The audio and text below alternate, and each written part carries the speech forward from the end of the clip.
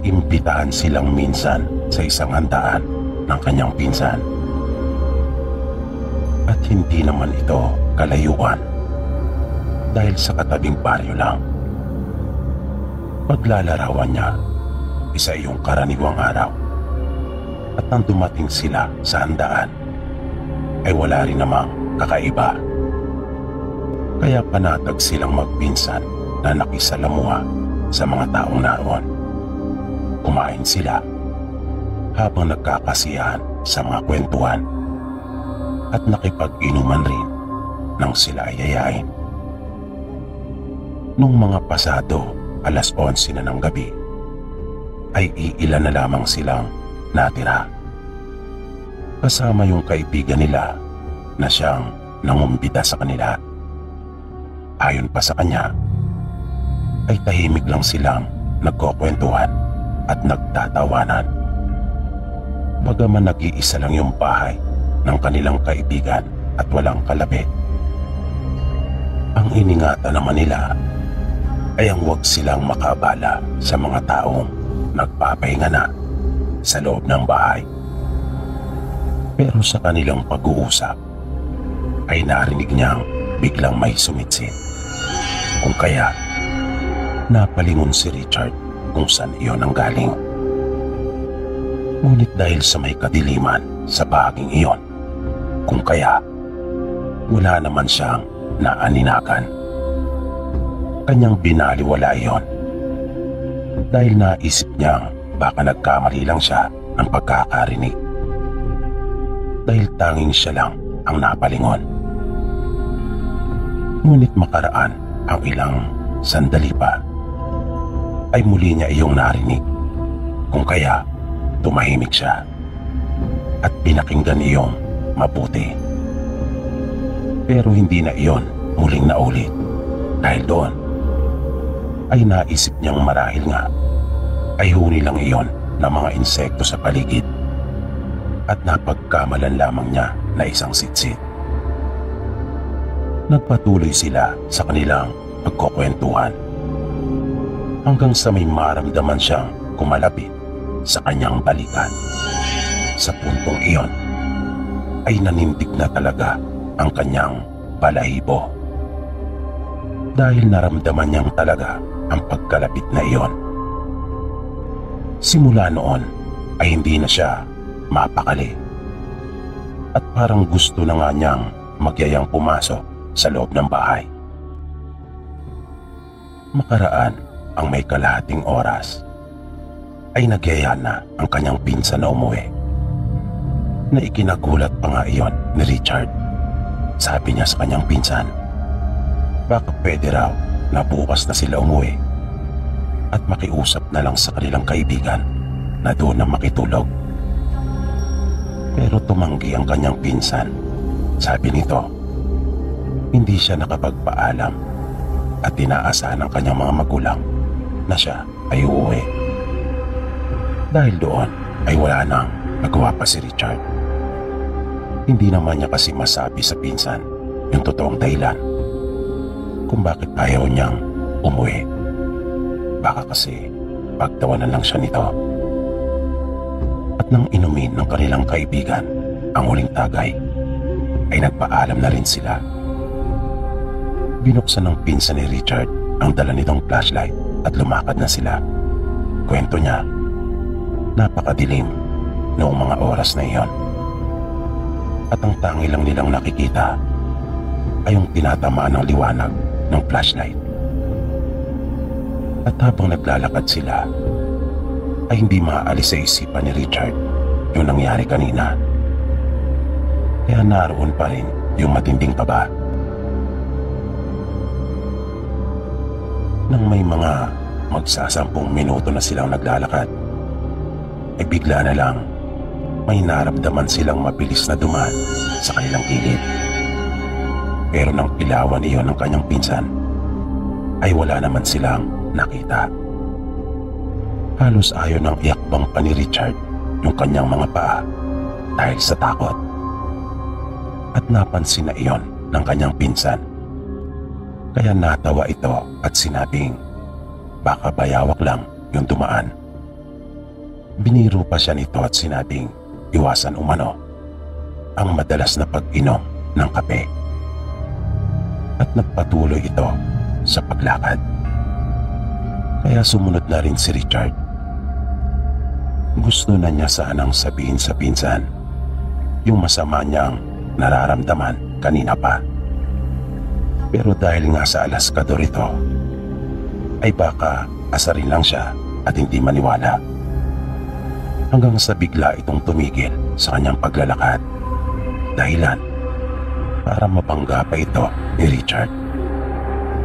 Magtatanong pa sana si Richard sa kanyang pinsan kung bakit ito biglang huminto.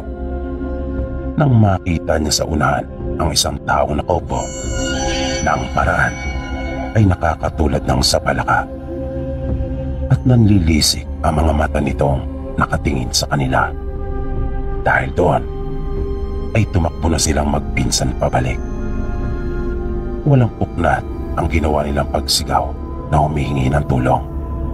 Kwento pa ni Richard ay nagkapigtas-pigtas yung kanilang mga tsinelas sa kakatakbo na yung isang paa niya ay lumusot sa kaparehas ng kanyang tsinelas at naroon na sa kanyang binti na kasuot. At muntik pa umano silang madapa at masubsob nang di sinasadyang magtama ang kanilang mga paa. Hindi sila tumigil na magpinsan hanggang sa makarinig sila ng mga boses. Narinig pala sila ng kanilang kaibigan at mga kainuman, kung kaya nagsipuntahan ng mga ito at tutulungan sila. Nang makaharap nila sila ay doon pa lamang silang tumigil na magpinsan. Hinanap ng kanilang kaibigan at mga kasama nito yung sinasabi nilang aswang, ngunit hindi na nila ito nakita pa. Magkakasabay na silang umuwi sa bahay ng kanilang kaibigan at doon na muna nakitulog. Pero bago iyon ay pinakwento sa kanilang magpinsan yung buong nangyari. Nasabi ni Richard, yung kanilang nakita ay isang lalaking payat ang pangangatawan. Mahaba ang buhok nito ngunit manipis. Naayon pa nga sa kanya ay malapad ang noo nito at wala gaanong buhok sa parting iyon. At ang nasabing lalaki ay walang anumang suot na damit. Simula nang mangyari iyon ay pinangingilagan na ang baryo ng kanilang kaibigan. Pati tuloy yung ibang mga naninirahan doon ay napagkakamala na ring may lahing aswang. Pero sa tingin nila Richard ay hindi talaga taga roon sa baryo na iyon yung aswang na tumambang sa kanila nung gabing iyon. Paniwala nila ay taga ibang lugar ito. At hindi pa dyan natapos yung mga nakakatakot na karanasan ni Richard. Nang minsang dumalo naman sila ng kasal ng isa rin niyang pinsan, matapos siyang mapili na maging isa sa mga abay, ay may naranasan din siyang nakakatakot na pangyayari. Ayon pa kay Richard, nang matapos ang seremonya at magkukuha na ng litrato, ay nagulat siya nang makakita ng isang tao na nakadamit pang babae, ngunit wala itong ulo. At naroon ito sa tabi ng babaeng ikinasal. Sabi ni Richard, ay natulala na lamang siya at hindi talaga nakagalaw dahil sa biglaang pagsulpot ng babaeng iyon, na nang magpalit ng mga taong kukuhanan ng litrato ay bigla din iyong naglaho. Pagpapatuloy pa ni Richard, nang minsan namang magpunta sila sa lamay ng isang kamag-anak na namatay, ay may naranasan din siyang kababalagan. Maghahating gabi na umano iyon at halos sila-sila na lang ang naroroon, nang maisipan niyang sumilip na muna sa ataol. Dahil sa hindi niya nagawang sumilip nang sila ay dumating, nang lalapit na siya sa ataol, ay naramdaman niya talaga ang malamig na hangin na parang sumalubong sa kanya. Kaya biglang nagtayuan ang mga balahibo niya sa katawan. Pero pinaglabanan niya iyon at binaliwala. Nang nasa tabi na siya ng ataol, ay kanyang pinagmasdan ang kanilang kamag-anak. Ngunit bigla siyang napatras at napabulalas ng malakas. Nang makita niyang bigla itong tumilat. Dahil doon, ay natawag ang pansin ng iba pa nilang mga kaanak na naroon. Ang pinsan niyang si Ronnie ay nilapitan pa siya at tinanong kung bakit at kung ano ang nangyari. Kanya namang sinabi sa mahinang tinig at sabay pa silang sumilip na muli. Ngunit nakapagtatakang nakapikit na yung bangkay. Sabi ng pinsan niya ay baka naman guni-guni lang niya iyon. Pero pinanindigan ni Richard na totoong nakita niya na bigla iyong dumilat. Nung mga madaling araw naman ay napagkasunduan nilang magpipinsan na maglaro na lang ng baraha bilang pampalipas oras. Habang naglalaro sila at bumabahik siya ng kanyang baraha, ay biglang napansin niya na may lumapit sa kanya. Nakita niya pa nga ang kamay nito at braso na nasa kanyang gilid. Pero dahil sa abala siya at nakatuon ang kanyang pansin sa ginagawa niyang pagkaayos ng kanyang baraha, ay hindi niya iyon masyadong binigyan ng pansin o inalam man lang kung sino. Basta ang nasa isip niya ay isa rin ito marahil sa mga naroon na nakikipaglamay at marahil ay gustong manood ng kanilang paglalaro. Nang matapos na siyang mag-ayos ng kanyang baraha, ay doon pa lamang niya nagawang mapasulyap sa katabi upang alamin kung sino ba ito. At bigla na lamang siya nagtaka nang wala na siyang nakita. Bigla na lamang itong nawala na parang bula. Pakiramdam niya ay nangapal talaga ang kanyang ulo at muka na para bang namanhid. Di nagtagal ay narinig niya ang isang pinsan na tinatawag siya at pinapatihaya na ang kanyang baraha. Kaya nabaling ang kanyang atensyon sa pinsan at ginawa ang iniuutos nito. Nang hindi na niya matiis yung kanyang mga nararanasan, ay sinubukan niyang kausapin ang kanilang lola na naroon din sa lamay. Ipinagtapat niyang lahat ang mga kababalagang kanyang nararanasan. Sabi ng matanda, mahina umano ang kanyang loob, kung kaya siyang napipiling paglaruan ng dyablo.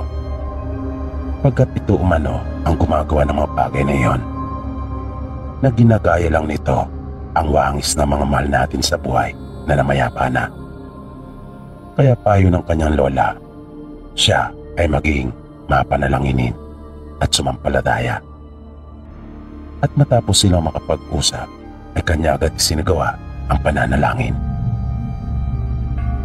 Nang sumapit naman ang araw ng libing ng kanilang kaanak, ay nakipaglibing din ang buong pamilya nila Richard. At nang idaan sa simbahan ang labi ng kanilang yumao, ay may napansin kagad siya.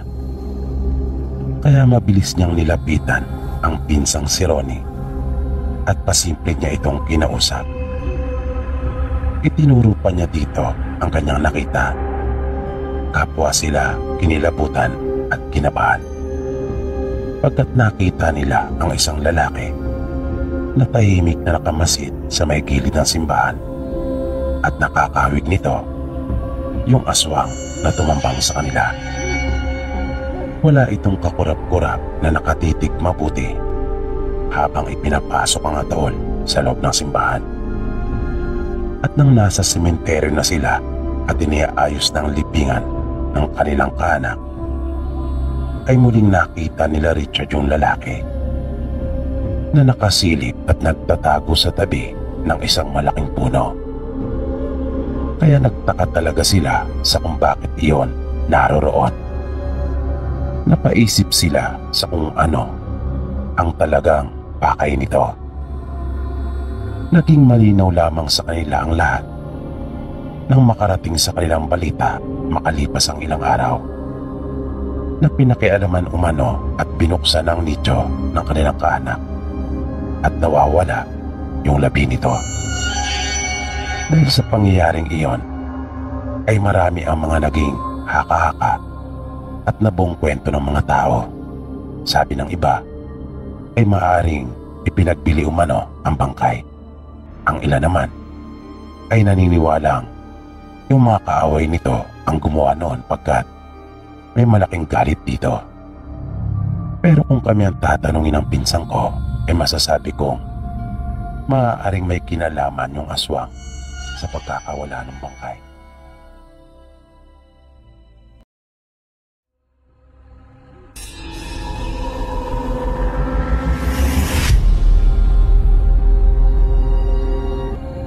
Tuwing pupunta po ang lola ko sa Maynila, ay sa amin siya tumutuloy.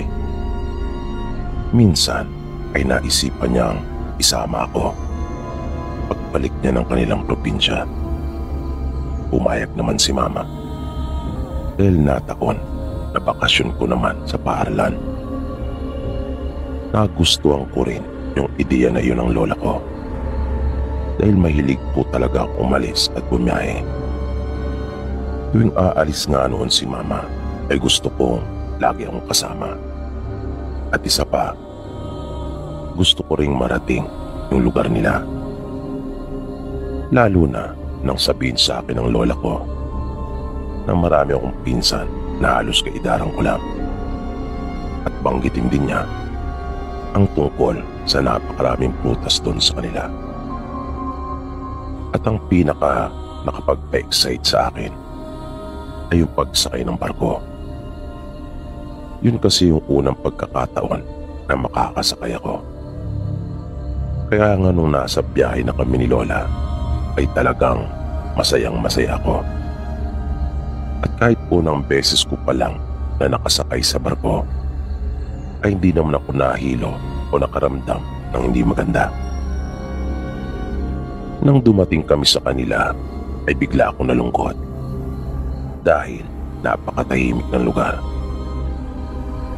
Maganda ang mga tanawin at sariwa din ng simoy ng hangin. Pero walang telebisyon. At talagang sumuko ako dahil sa mahabang lakaran. Malayo sa bayan yung bahay nila lola at walang kuryente. At yung sinasabi ni lola na mga pinsan na kaidaran ko ay malalayo din naman ang bahay. At hindi sila katulad ng mga bata sa Maynila na kahit anong oras gusto yung maglaro, basta walang pasok sa paaralan ay pwede. Doon kasi, abala ang mga bata. Katulong sila ng kanilang mga magulang sa lahat ng gawain. Pero nang sumunod na araw, nung mga bandang hapon na, ay dumating ang isang kapatid ni nanay sa bahay nila lola. At kasama nito yung dalawa niyang anak. Kaya nakilala ko sila. Ilang oras din nagtagal ang nanay nila, kung kaya nakapaglaro din kami ng matagal. Sa paglipas ng mga araw ay naiinip na talaga ako. Yun at yun din kasi ang ginagawa at walang ibang mapaglibangan. At ang isa pang ayaw ko ay pinipilit talaga ako nila lolo at lola na matulog sa tanghali. Minsan, pagkatapos naming mananghalian, ay nakita kong inihahanda na ni lola ang aming tulugan. Wala nun si lolo, nasa bukid sila at kasama ang isang tiyuhin ko. Nag-aararo sila. Kaya kami lang ni lola ang naroon sa bahay. At maya-maya nga ay tinawag na ako ni lola upang mahiga sa tabi niya. Napakamot na lang ako ng ulo dahil ayoko talagang matulog ng ganong oras. Tumabi ako kay lola sa papag at ipinikit ang aking mga mata. Makara ng ilan pang minuto ay narinig kong naghihilik na si lola. pero nakapatong sa braso ko ang isa niyang kamay. Kung kaya, umihit ako para makawala sa pagkakayakap niya. At dahan-dahan akong dumausdos. Nang nakadistansya na ako kay Lola, ay tsaka ako gumapang palayo. Tindi ng sikat ng araw. Naisip kong pumunta sa bahay ng mga pinsang ko na aking nakalaro. Natatandaan ko pa yung sinabi nilang direksyon sa akin. At hindi naman mahirap yun hanapin, pagkat nag-iisa lang na bahay yun doon. Iyon ang inakala ko. Inisip kong madali lang iyon matunton, dahil ang daan naman ay iisa lang. At iyon lang ang aking susundan. Pero nang naglalakad na ako, ay nalaman kong napakalayo pala talaga ng distansya ng mga bahay doon. At may nakakatakot na mga parte akong nadaanan, lalong-lalo na doon sa may kawayanan. Ang dilim ng bahaging iyon at talagang nakakakilabot.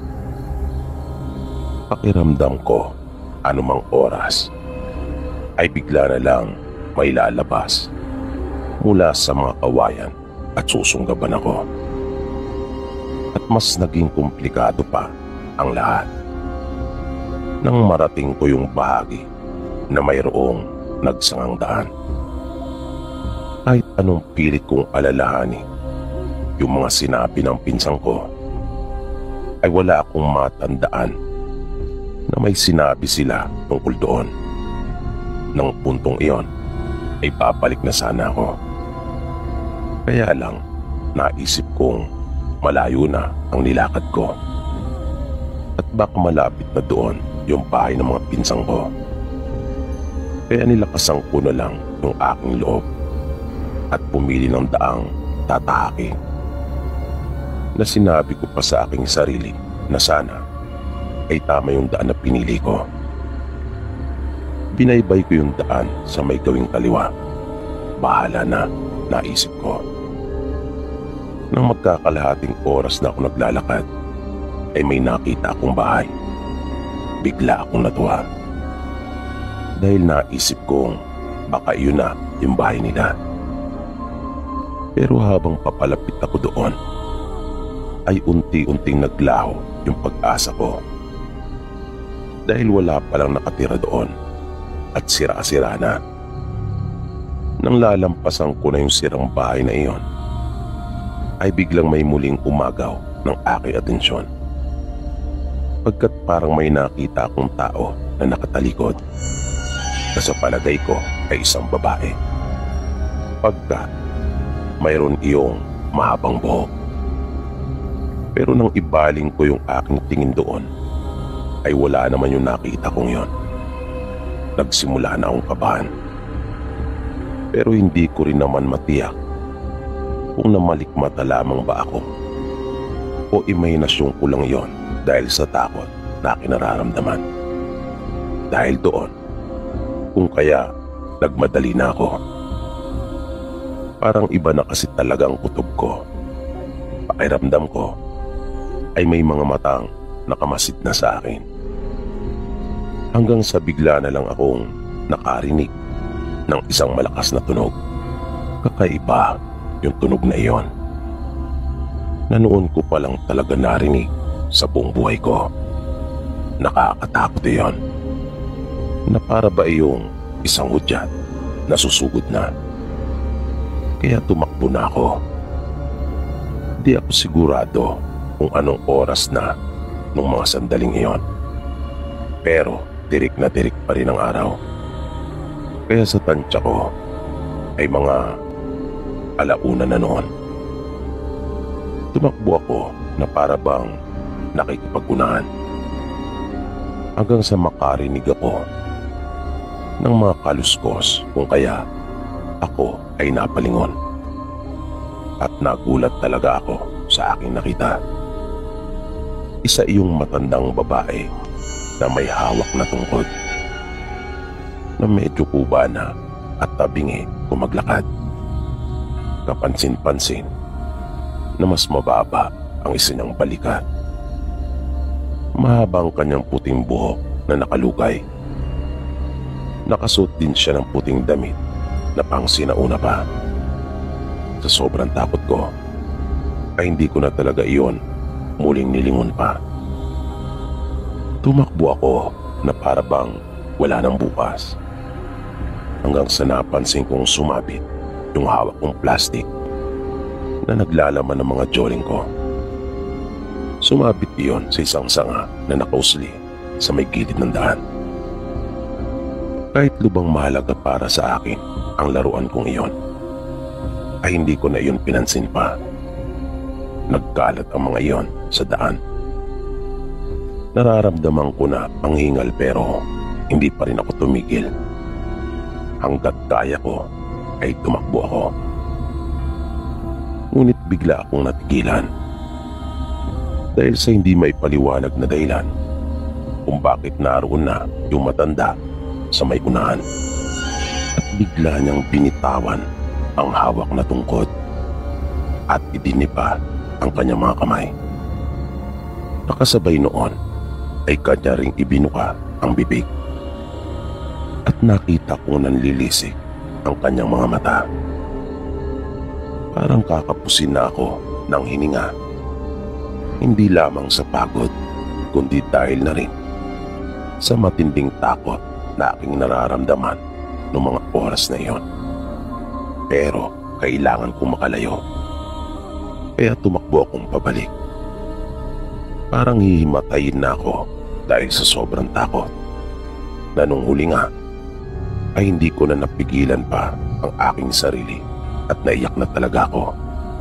Maya-maya ay bigla naman akong nabuhayan ng loob dahil natanaw ko sila lolo at lola, kasama din nila yung chewing ko.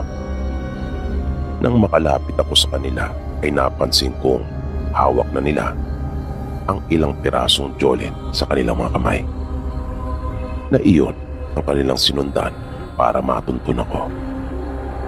Na yung plastic pala na dala ko ay meron ng maliit na butas na kasyang isang holen bago pa ako tuluyang makalayo. Kaya may nalalaglag na palang pailan-ilan sa daan, na nang sumabit iyon sa sangang nakausli ay doon pa lamang lumaki ang butas hanggang sa tuluyan na iyong nawasak. Buti na lang at natagpuan na nila ako, dahil kung hindi ay malamang na napahamak na ako. Nang mamalayan pala ng lola ko na wala na ako sa kanyang tabi, ay kanya na akong hinanap. At nang hindi ako matagpuan sa palibot ng bahay, ay kanyang pinuntahan sila lolo upang magpatulong na hanapin ako. Nabakas ko sa mukha nila ang matinding pag-aalala dahil yung tinahak ng daan ay papunta sa bahay ng bantog na aswang sa kanilang lugar. At nang aking niyang ikwento sa kanila yung matandang nakita ko, ay kinumpirma nila sa akin na yun na yung aswang na tinutukoy nila. Mabagsik ito at walang pinipiling oras. Basta sinumpo at nakakita ng pagkakataon ay umaatake ito.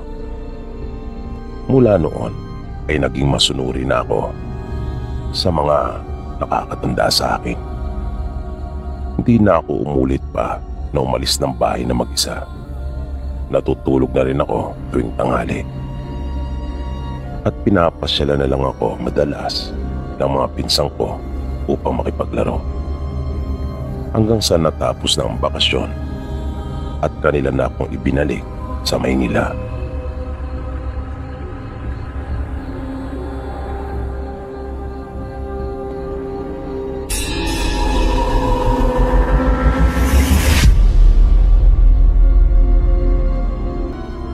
Minsan ay napagkasunduan na yung magkakaklase na sa isang bahay na lang gawin yung aming proyekto.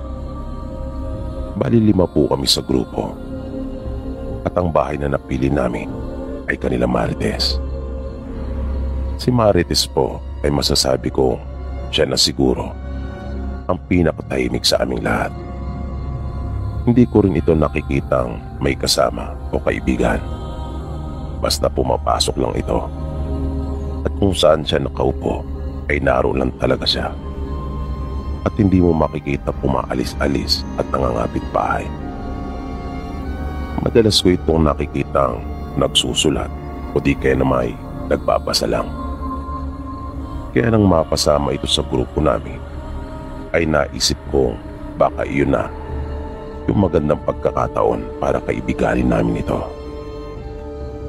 Kung kaya napagkasunduan naming sa bahay na lang nila gawin yung proyekto namin. Pero tumanggi pa nga ito nung una at sinabing magulo sa bahay nila. At kung ano-ano pang dahilan ang ibinigay niya sa amin. Pero naging mapilit kami. Kung kaya nung uli ay wala na rin siyang nagawa pa. Napag-usapan naming araw ng Sabado naming gagawin at doon na magkikita-kita sa bahay nila Marites. Sumang-ayon naman si Marites sa napag-usapan naming araw para naman daw makapaglinis pa siya at makapag-ayos-ayos man lang ng kanilang bahay. Nang sumapit na yung araw ng pagpunta namin sa bahay nila, ay bigla naman akong inutusan ng tatay ko. Kung kaya, nahuli ako ng pagpunta sa kanila.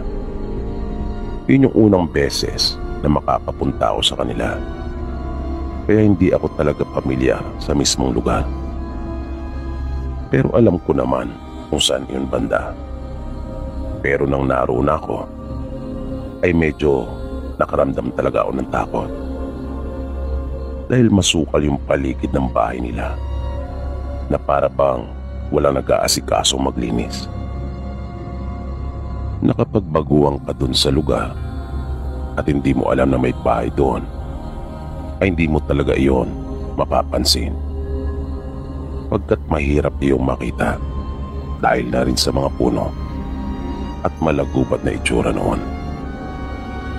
Nang nasa bakuran na nila ako, ay sinimulan ko nang tawagin yung pangalan ng mga kaklase ko. Pero sa halip ay isang babae ang lumabas. Nanay siya ni Marites at kanya akong pinapasok. Naabutan kong abalang-abala na silang lahat sa proyekto namin. Humingi ako ng paumanin sa kanila bunga ng pagkakahuli ko at nagsimula na rin akong tumulong. Habang gumagawa kami ay napansin kong dalawa lang pala sila ng nanay niya sa bahay nila. Pero medyo ipinagtaka ko iyon. Kasi nang minsan magkaroon ng pagpupulong ang mga magulang, ay may dumalong lalaki at sa tingin ko ay yun ang tatay niya. Pero hindi ko na lang itinanong pa dahil nahiya naman ako. Nang mga alas 5 pasado na ng hapon at malapit nang matapos yung proyekto namin, ay napansin namin parang naging balisa si Marites. Para bang hindi siya mapakali na nag-aalala. Sinabi niya sa amin na saka na lang daw namin ipagpatuloy pagkat kailangan na raw naming umalis. Nagtaka naman kami dahil malapit na sana yung matapos.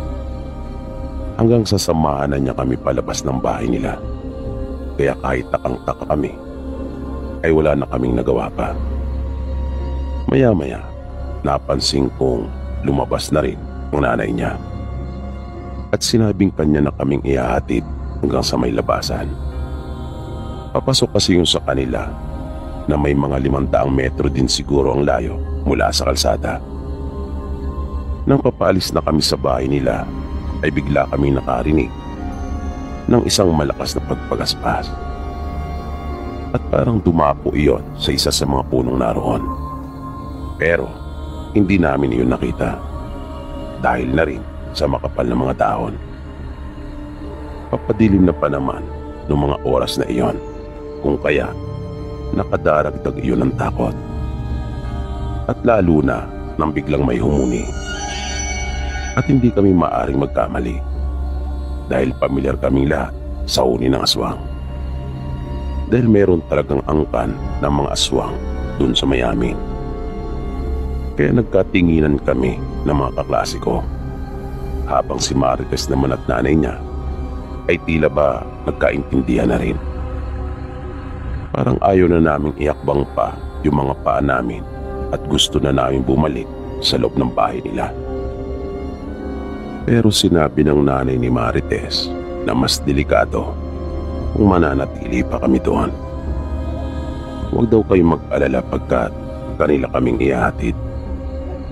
Na habang sinasabi niya iyon, ay patuloy pa rin ang paghuni ng aswang. At biglang may lumipad na parang isang malaking ibon. Kung kaya, tumigil kaming muli sa paglalakad. Nagsalita ang nanay ni Marites sa malakas na tinig at tila ba kinausap yung aswang. Sinabi niyang mga bisita nila kami, kung kaya hindi nila kami maaaring pabayaan. Dagdag na saad pa niya, ay iba na lang raw basta huwag lang kami.